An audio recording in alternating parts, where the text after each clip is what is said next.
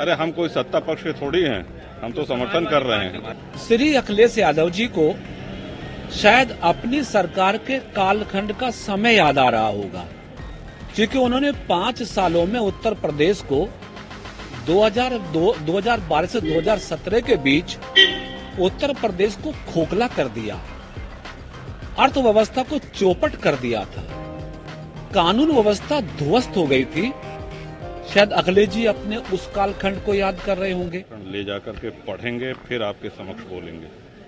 Sir, विपक्ष इस budget का विरोध कर रही है, सरकार का कहना है कि करते ही है, ये तो परंपरा ही है। विपक्ष का समर्थन करेगा। अगर बहुत बड़ा विवाद हुआ था अभी भाषा को लेकर के, जो लेकर भी विवाद हुआ था, उर्दू को लेकर विवाद हुआ, उस पर क्या कहेंगे? देखिए, हम ये कहेंगे कि जो हमारी स्थानीय भाषाएं हैं, लोक भाषाएं हैं, उनका सम्मान बढ़ा है। विधानसभा में हम अपनी अवधी में, भोजपुरी में, बुंदेलखंडी में, ब्रिज भाषा में, और ये ऐसी भाषाएं हैं जो जन सामान्य बोलते हैं, और बड़ा लंबा अवधि का इतिहास है। अवधि कोई आज की भाषा नहीं है, ये सतयुग, त्रेता, द्वापर और कलयुग, चारों युगों में रही है। तो हमारे लिए प्रसन्नता की बात है। तो सर, विपक्ष जो विरोध कर रहा है इसका, अरे हम कोई सत्ता पक्ष के थोड़ी हैं, हम तो समर्थन कर रहे हैं। अब वो उनसे पूछिए। उत्तर प्रदेश के मुख्यमंत्री जी, जिनके कुशल नेतृत्व में प्रदेश के वित्त मंत्री श्री सुरेश खन्ना जी ने आज विधानसभा में भारी भरकम बजट पेश किया है, इसके लिए मुख्यमंत्री जी को, वित्त मंत्री जी को मैं बधाई देता हूं कि उन्होंने उत्तर प्रदेश की जनता की जन कल्याणकारी योजनाओं को कार्यान्वित करने के लिए 8 लाख करोड़ से भी अधिक धनराशि का बजट आज विधानसभा में पेश करके प्रदेश की जनता को इशारा कर दिया है कि हमारी सरकार ने जो भी वायदे, जो भी लिए हैं, उस संकल्पों को पूरा किया जाएगा। विकसित भारत के संकल्प को भी पूरा करने के लिए आज का बजट बहुत ही सार्थक भूमिका निभाने वाला है। समरे ढोल की तरह है, जो अंदर से खोखला है, आवाज तो बहुत दे रही है, लेकिन जो पिछले जो सरकार ने वादे किए थे वो तो पूरे किए नहीं, अभी नए। श्री अखिलेश यादव जी को शायद अपनी सरकार के कालखंड का समय याद आ रहा होगा, क्योंकि उन्होंने 5 सालों में उत्तर प्रदेश को 2012 से 2017 के बीच उत्तर प्रदेश को खोखला कर दिया, अर्थव्यवस्था को चौपट कर दिया था, कानून व्यवस्था ध्वस्त हो गई थी। शायद अखिलेश जी अपने उस कालखंड को याद कर रहे होंगे। आज की सरकार योगी के नेतृत्व की सरकार है।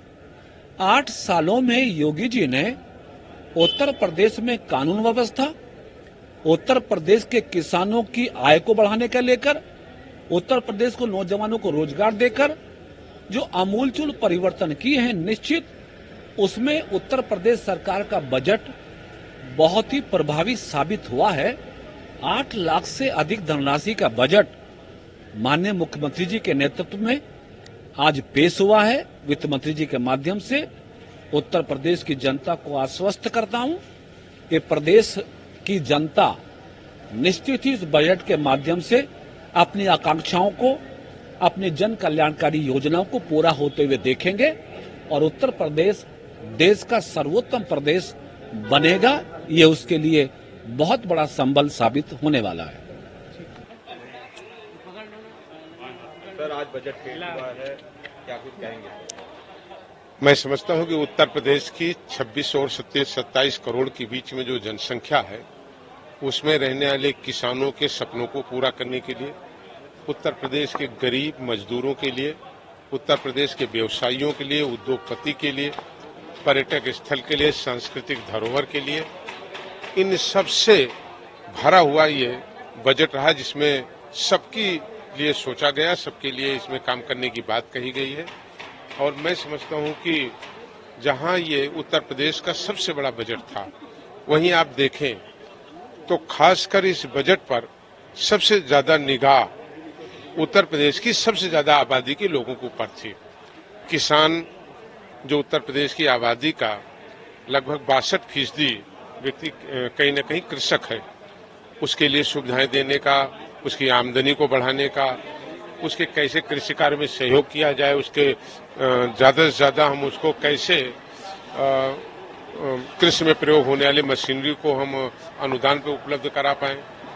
आप देखें तो कई जो हमारे उत्तर प्रदेश में नए एक्सप्रेसवे बने हैं, उनसे जो लिंक मार्ग हैं, चाहे वो मिर्जापुर के विंध्याचल को जोड़ने वाला हो, इसी तरीके से जैसे गंगा एक्सप्रेसवे को और आगे बढ़ाए जाने का, आगरा एक्सप्रेसवे को शाहजहांपुर से जोड़ने का प्रस्ताव और इस तरीके के अनेक बड़े प्रस्तावों को लाने का काम आज इस बजट में हुआ है। ये उत्तर प्रदेश की जनता को मजबूत करने वाला, समृद्धि करने वाला और उन्नत की ओर बढ़ाने वाला ये बजट रहा। आप कैसे देखते हैं? ये जनमानस के संपूर्ण विकास का बजट है। मैं माननीय प्रधानमंत्री जी और माननीय मुख्यमंत्री जी के नेतृत्व वाली जो हमारी एनडीए सरकार है उसको हृदय से बधाई देता हूं कि जिस प्रकार से उन्होंने सबके लिए कार्य किया है, निश्चित तौर पे उत्तर प्रदेश में एक नई इबारत लिखने का काम करेगा। अखिलेश यादव और विपक्ष जो है वो विरोध कर रहा है, सर कह रहा है बजट सही नहीं है। देखिए, उनके पास जब कोई आलोचना करने का विषय नहीं है तो निश्चित तौर पे वो सिर्फ भ्रमित करने का काम करेंगे और जनमानस उनको जवाब देता रहा है। 17, 22 और 27 में भी इसका जवाब देगा। ठीक, धन्यवाद। क्या एक सेल्फी जा रही है?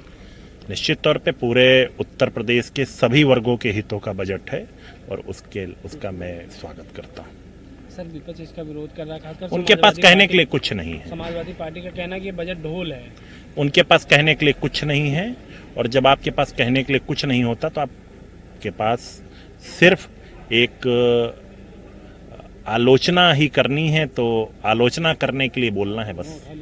सर, सपा राष्ट्र अध्यक्ष अखिलेश यादव कह रहे हैं कि ये सरकार जो है अयोध्या में बार बनाना चाहती है, 5 स्टार होटल। देखिए, मैंने कहा ना, उनके पास आलोचना करने के लिए कोई बिंदु नहीं है, तो अनर्गल बात होगी ही। दिल्ली में सरकार बन गई सर, बधाई। गुप्ता जी जो है, रेखा जी को बधाई। पूरा एनडीए का कुनबा वहां इकट्ठा है।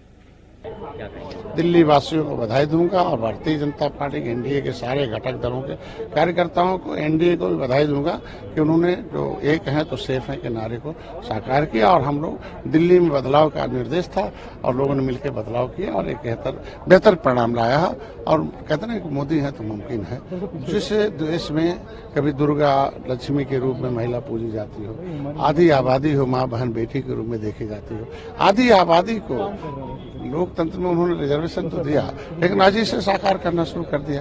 राष्ट्रपति के बाद दिल्ली का मुख्यमंत्री बनाना एक बेहतर और अच्छा, जैसे देश विकसित हो रहा वैसे दिल्ली भी विकसित हो रहा। प्रधानमंत्री जी के साथ आज मुलाकात हुई, क्या रहा सर? क्या कम से कम देश के, कहते हैं कि देश के मुखिया और दुनिया में एक ऐतिहासिक प्रधानमंत्री हैं, और एक ऐतिहासिक प्रधानमंत्री के साथ मिलकर लोग अपने आप चार्ज हो जाते हैं और निश्चित रूप से वो आदर्शवादी, उनके आदर्शों पर चलने के लिए कम से कम उनके दिशा निर्देश जो होते हैं उसे धरातल पहुंचा कर उसे लाए। तो यही तो है मोदी के अंतर है कि जो एनडीए है सबको लेके चलते हैं और एक साथ लेके चलते हैं और सबकी समस्याओं को सुनते हुए धीरे धीरे काम भी करते हुए आगे बढ़ते हैं। यूपी बजट में क्या ना, मैं बधाई दूंगा मुख्यमंत्री जी को, वित्त मंत्री को, कि आज उत्तर प्रदेश को सर्वोत्तम प्रदेश बनाने के लिए भारी भरकम बजट लाया, ऐतिहासिक बजट आया।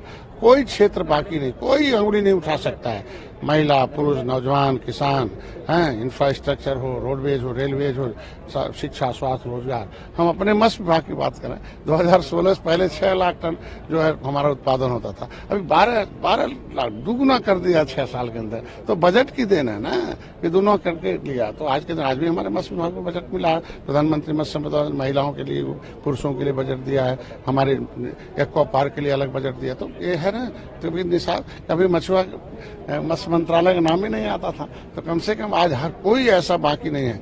विपक्ष का काम ही खाली आवाज उठाना। देश की जनता जनार्दन है, जज है, जनता ही the real god is voted in the democracy.